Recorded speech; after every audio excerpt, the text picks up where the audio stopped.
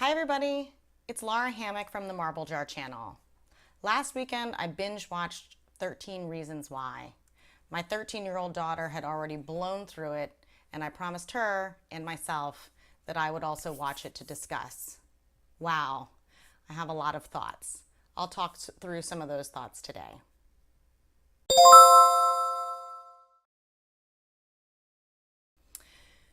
So I think everybody who's watching this knows that there's a lot of controversy swirling around Netflix recently released teen drama about a high school suicide and the incriminating audio tapes that she left behind.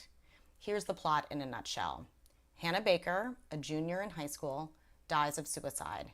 She leaves behind 7 audio tapes in which she reveals the 13 reasons and the 13 people, quote unquote, responsible for her suicide. She has left instructions for the tapes to pass to each of those 13 people. So we follow her friend and crush, Clay Jensen, as he listens to the tapes and navigates all of the heavy emotions, misdeeds, cruelty, and cover-ups that led up to and follow Hannah's death.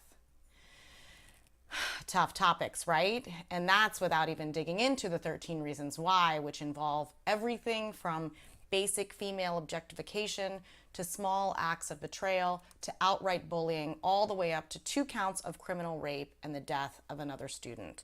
There are 3 significant concerns about the choices that the series makes in their portrayal of suicide and violence. Concern number 1 is copycat suicides. There's significant controversy about the way that Hannah's suicide is presented and whether that depiction will promote copycat suicides. Does it glamorize the girl who died and the way that she died? Does it show a fantasy world of revenge and the externalization of blame? Probably yes to all of that. The upshot seems to be if your kid has had thoughts of or has attempted suicide, proceed with extreme caution. Depending on your kid, you may choose to ban it altogether or watch it with them. Either way, there are a lot of triggers for parents and kids who have experience with this in real life. Concern number 2, violence. So another area of controversy deals with the level of visual violence presented on the screen. The last 4 episodes are by far the most graphic, so prepare yourself if you haven't seen them yet. The filmmakers have decided to show these violent acts, including the final suicide, in this eyes wide open, don't look away or cut away fashion, which for me forced me to decide between looking away from the screen or feeling nauseated. I'm of 2 minds here. With regard to the visual depiction of Hannah's suicide, it really felt gratuitous and over the top, and apparently deviated from the methodology used in the book, so it made the extra violence even more deliberate and confusing. But with the violent depictions of rape, that realism may have served a purpose to not sugarcoat horrible things. Not being able to look away brings a kind of accountability and outrage with it. Again, there are triggers galore here. The rape scenes are revisited over and over again from different perspectives and are very hard to watch, even for adults who don't have sexual trauma in their backgrounds. Concern number 3, the treatment of adults. Okay, I get it. It's a TV series. It's not a public service announcement. And I guess if the storyline went, girl tells parents she's suicidal, girl gets professional help, girl lives to help others, the series might be brief and boring. But geez, not one kid can talk to an adult and ask for help in this series? Honestly, isn't that actually the message that we need to promote? Tell someone who can help you. Hannah goes to 1 adult in the whole 13-part series, and let's just say that doesn't go well. The school counseling community is totally up in arms over that depiction, as they should rightly be. The other adults in the series are treated as either grief-stricken or well-meaning, clueless, and completely ineffective. Basically no different than the treatment that adults usually get in teen dramas. I get that the series would have been less dramatic if the parents and mental health professionals had been more involved, but that plot device needs to be talked about out loud. So those are several of the very real concerns. If you have a kid who has suicide ideation or a trauma history of any kind, be careful, since there are triggers galore. If you have kids younger than high school and it is going through middle schools like wildfire, please note the extreme adult themes and graphic violence. But here's why I think 13 Reasons Why should be mandatory watching for high school boys. The series covers real teenage issues in a way that is nuanced and yet clearly shows the difference between right and wrong. And by nuanced, I mean that it shows how difficult it sometimes is to make the right decision. Almost all of the main characters struggle with the ethics of either being a good and kind person or boosting their status, protecting themselves, or protecting their friends. These are not the easy decisions that we would always like them to be, but the series is very clear on what the right decisions should have been. So let's cover them quickly. Don't share embarrassing photos. Don't objectify girls. Don't stalk girls with a camera. Don't make up malicious lies. Don't touch girls without their consent. Don't share or publish private information without permission. Take responsibility for your mistakes and your actions. Don't have sex with an unconscious girl. Do not rape. Don't let things happen that you know are wrong, or bystander awareness. So this list is kind of clinical and seems obvious.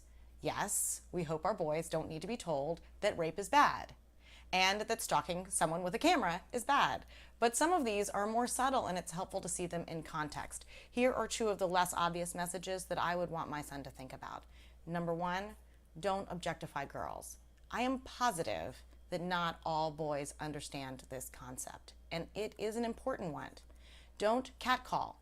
Don't look a girl up and down appreciatively. Don't lick your lips. Don't say something nice and then raise your eyebrows lasciviously. And for God's sakes, don't reach out and give us a little touch. Just don't do it. I know that it seems like a compliment. I know that you think it makes us feel good. It doesn't. We aren't a piece of meat sitting on a plate. We are more than the sum of our body parts. We are people with feelings. Please recognize this and treat us exactly the same way that you would want your sister or your mom treated. Please. Number two, be a proactive bystander. Most boys know the difference between right and wrong, right? Most would have no problem agreeing with everything on this list, of course. But what happens when they're with a group of friends? And what if that friend group was slightly intimidating, like a group of older or higher status boys? And what if a couple of the boys were not behaving well, using racial epithets, mistreating girls, committing minor crimes? Here's the message. Even if you're not the one behaving badly, you still have a responsibility. If you can, stop the behavior.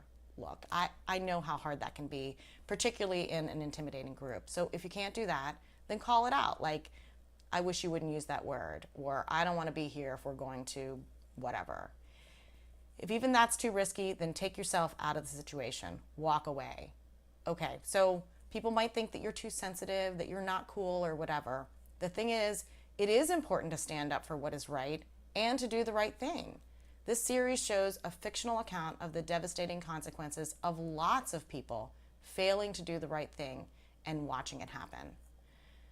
Based on my extremely informal poll, girls are definitely watching this. My 13-year-old daughter and all of her friends ingested it in one giant gulp. And I hope they're taking to heart the importance of being kind, of taking responsibility for your mistakes, and of being a good friend. But even though I've heard reports of boys watching this, my son, who's 15, has shown zero interest, and none of his friends have seen it. And yet, that is the very audience that I think would benefit most. Our high school culture has to shift away from cruelty and objectification and towards kindness and empathy. Fiction of this sort might just be the tool we need. So I'm going to encourage my son to watch this. It won't be an easy sell, since currently he's obsessed with watching the entirety of The Office for the second time. But I think these conversations are important, and I'm worried about the vacuum that's created if I'm silent. These are just my thoughts. I'd like to hear yours. Please provide your thoughts, experiences, and feedback in the comments section, and don't forget to subscribe. Thanks for watching.